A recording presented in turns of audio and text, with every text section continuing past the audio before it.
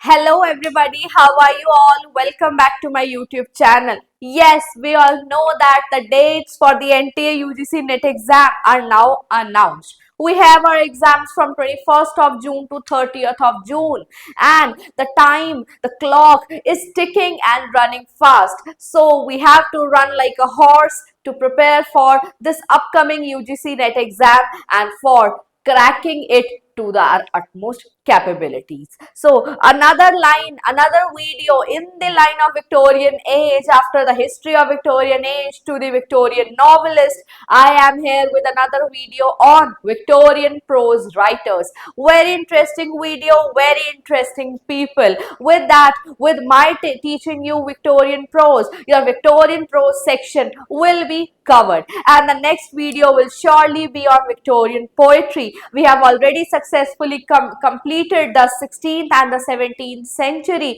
We have talked about the Jacobeans, the Carolines, the Restoration and whatnot. And in this video is especially for students who are going to sit in the upcoming exam of June 2025, and also for students who are going to, or the aspirants who are going to appear for the HPSC screening test exam. This is one short capsule video completing the Victorian prose. So Victorian prose was as successful as Victorian novel and Victorian poetry. We have already discussed about the Victorian compromise, about the religion, about the science, and about the rich and the poor. Complete videos are available on my channel. In order for you to have complete knowledge of Victorian age, do review those videos. Do like, share and subscribe to my channel for such informative videos. So when I talk about Victorian prose, the first person that pops in our head is Thomas Carlyle. He is a true representative prose writer of the age. He has written a number of works, but the main gist, the presence of his works that influenced him was the Victorian age entirely. He was so much influenced, he was a person of his age, that he was so much influenced by his age that the age is entirely reflected in his works. We have novelists like Charles Dickens. They were also highly inspired by his personality. He is a Scottish writer and has written works like Sartor Resartus. We have French Revolution, a history, Chartism, Hero and Hero Worship, and Past and Present. All are Victorian in vein and modern in writing. What did I say? Victorian in vein and modern in writing. उनके जो work है, जैसे for example shorter रिसार्टर एक प्रोजेइक work है जिसमें Taylor रीपैच की बात की गई है. वहां पर उस टाइम पर क्लोथिंग को एक इम्पॉर्टेंट इशू की तरह नहीं लिया जाता था, कल्चर कनेक्ट की तरह नहीं लिया जाता था. rather clothing was taken to be something to be laughed at. The business of clothing, the origin of clothing was not taken that much seriously. लेकिन writers like Thomas Carlyle, who are writing works like Sartor Resartus, using the life of a tailor, using the life of a philosopher, he is asking and questioning the ultimate truth. And the second work, French Revolution, records the history of French Revolution. This work was earlier atoned to J.S. Mill, because J.S. Mill and Thomas Carlyle, they both shared same belief for utilitarianism. Both were equally important during Victorian age. So French Revolution, a history, was earlier asked to be written by J.S. Mill, but he gave Thomas Carlyle a responsibility of writing this work, French Revolution. He wrote it twice because the first manuscript was burnt. So after French Revolution, we have Chartism, another representative work of Victorian way, talking about the Chartist movement, Chartist right of working people. Hero and Hero Worship is one of the amazing prose work written by Thomas Carlyle. Why? Because here hero is not someone who is a Byronic hero, neither a Machiavellian hero. Here heroes are the true representative poets and major. For example, hero of religion is Luther, hero of prose, hero of knowledge is Johnson, Rousseau, hero of learning is Johnson and Rousseau. So इस तरीके से उन्होंने human heroes की बात की है, यहाँ पर सुपर नेचुरल हीरोज की बात नहीं करी है. These are the heroes who deserve true worship.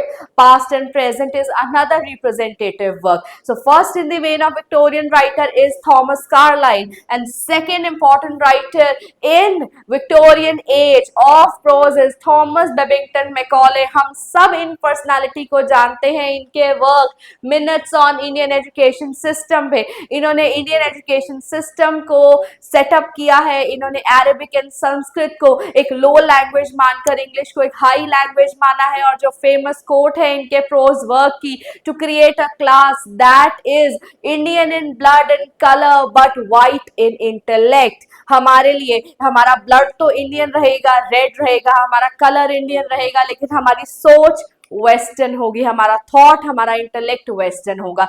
He wanted to completely swipe away the Indian traditional languages and to replace it with the Christian based education that's in English language. बहुत ही फिनोमिकल ऐसे है, जरूर से जरूर पढ़ना चाहिए। Representative है कॉलोनाइजेशन का, कॉलोनियलिज्म का एक ट्रिटीज है, जो कि एक बहुत इंपॉर्टेंट ट्रिटीज है, ना कि एक विक्टोरियन प्रोज एग्जाम्पल की तरह, बट एक सोशो पॉलिटिकल हिस्टोरिकल बैकग्राउंड के कॉन्टेक्स्ट में भी कॉलोनाइजेशन का इंडिया में क्या रोल रहा है उसको दर्शाता है। An amazing essay along with that, क्योंकि मैकॉले के मिनट्स के लिए ही वो सबसे ज्यादा जाने जाते हैं, he has presented this report in front of Lord Bentinck. So in इस वर्क के लिए सबसे ज्यादा फेमस है, लेकिन after that he has also written so many work, so many prose works, he has attempted his hand in history also. उन्होंने historical works भी लिखे हैं और साथ के साथ उनका ये वर्क भी बहुत ही इंपॉर्टेंट है, माइट बी आस्क्ड नाउ, क्योंकि मिनट्स ऑन इंडियन एजुकेशन तो एक कैनोनिकल ट्रीटीज है ही विक्टोरियन प्रोज का, लेकिन ये जो वर्क है दिस माइट बी आज, क्योंकि lord Babington Macaulay, Thomas Babington Macaulay has dedicated number of 39 essays to the Edinburgh review. और ये 39 एसेज में मिल्टन की बात करते हैं, बॉसवेल की बात करते हैं, बनियन की बात करते हैं, गोल्डस्मिथ की बात करते हैं, कईयों को क्रिटिसाइज करते हैं, फेवर करते हैं, तो बहुत ही रिप्रेजेंटेटिव राइटर बन जाते हैं। ये वर्क पूछा जा सकता है, क्योंकि day by day competition tough होता जा रहा है, तो हम इसको एक आउट ऑफ बॉक्स जाकर एक क्वेश्चन मान सकते हैं that he has dedicated, he has contributed 39 essays to the Edinburgh Review talking about major writers। Boswell की भी बात करी है, जॉनसन की, एडिसन की, बनियन की, so many writers he has talked about। So you should go through this work once in order to be on the safer side। Third in the when is John Ruskin.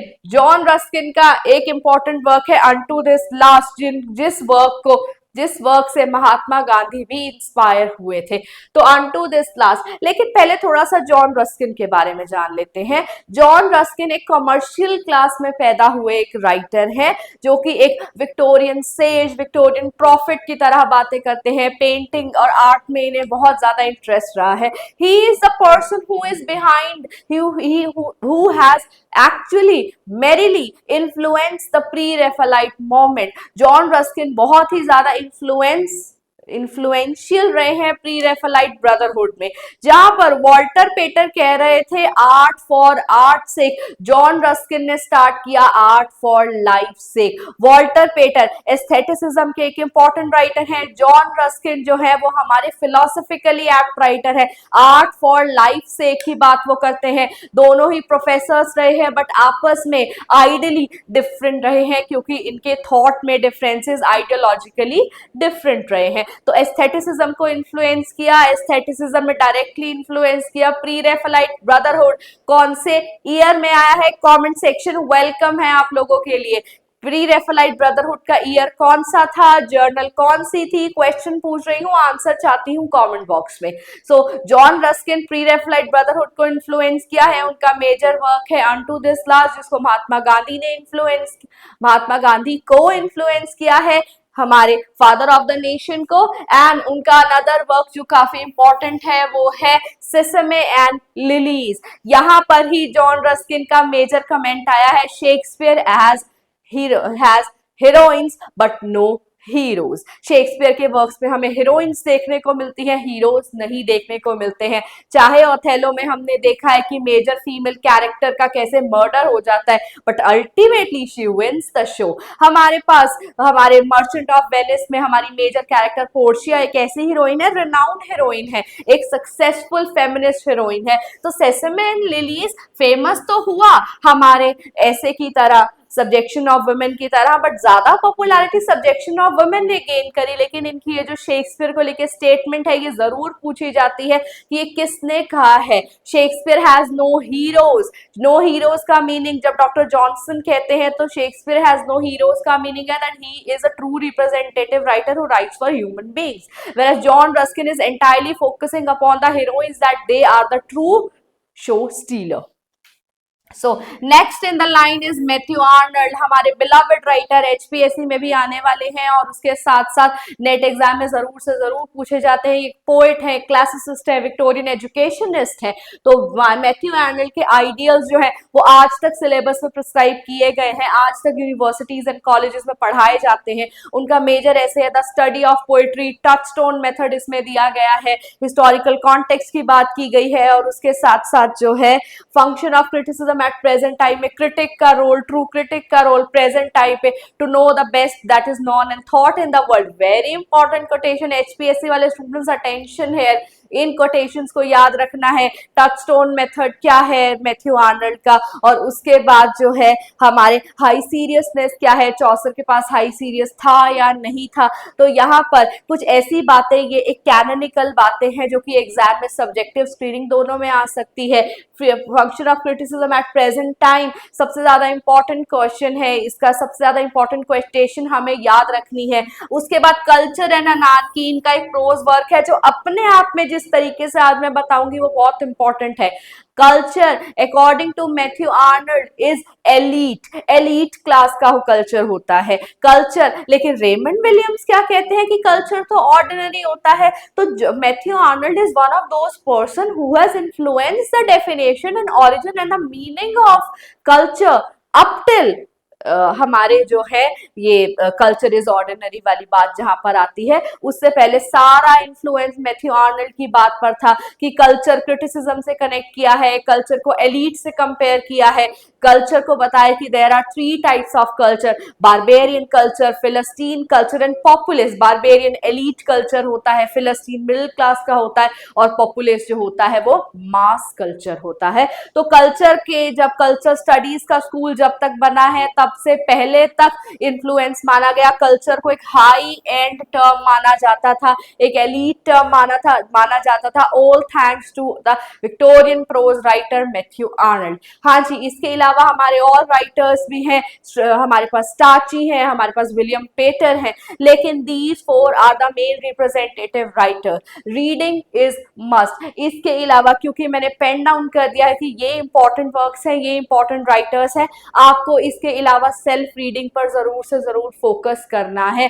जरूर से जरूर आप function of criticism को पढ़िए, study of poetry को आप read कीजिए, उसके बाद अनटू दिस लास्ट को आप रीड कीजिए and your Victorian prose will be complete. This is an amazing age with amazing writers. With that, I come to the end of this video. Do spread the word, do like, share and comment. Do subscribe to the channel and hope to see you soon. Hope to see you very soon.